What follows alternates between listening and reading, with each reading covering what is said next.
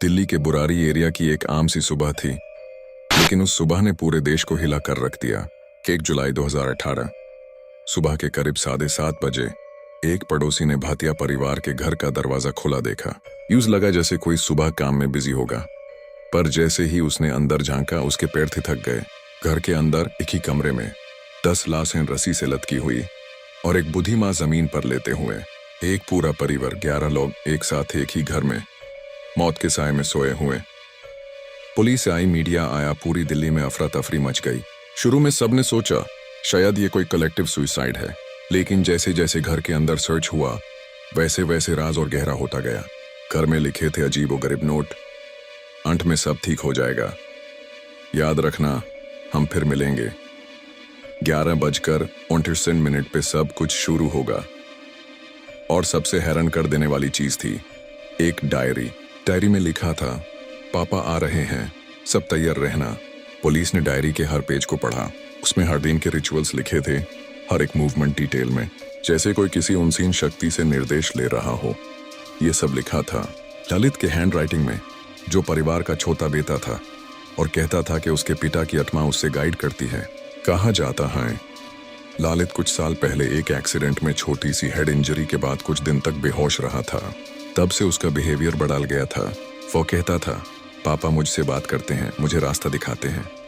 धीरे धीरे पूरी फैमिली उसके कहने पर चलने लगी।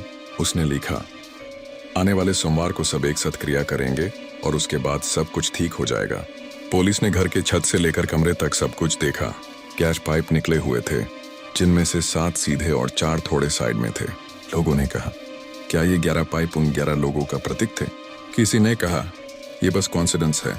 पर सच क्या था कोई नहीं जानता। इन्वेस्टिगेशन में पता चला उन सब ने उस रात खाना खाया था, सब नॉर्मल थे।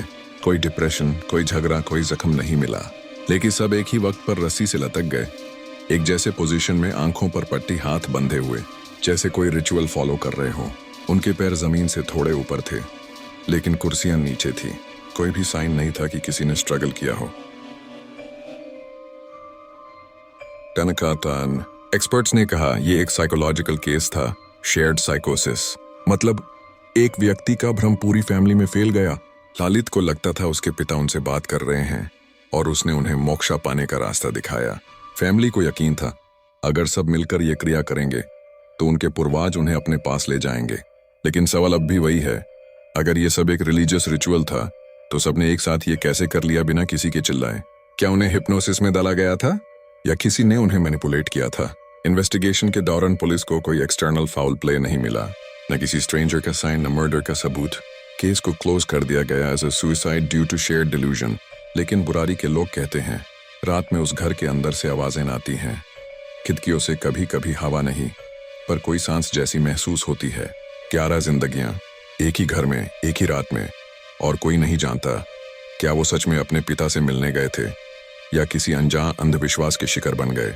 ये था दिल्ली के बुरारी का सबसे बड़ा और अजीब राज, जिसका सच शायद कभी सामने ना आए। कभी कभी सच इतना अजीब होता है कि झूठ भी उसके सामने सच्चा लगता है।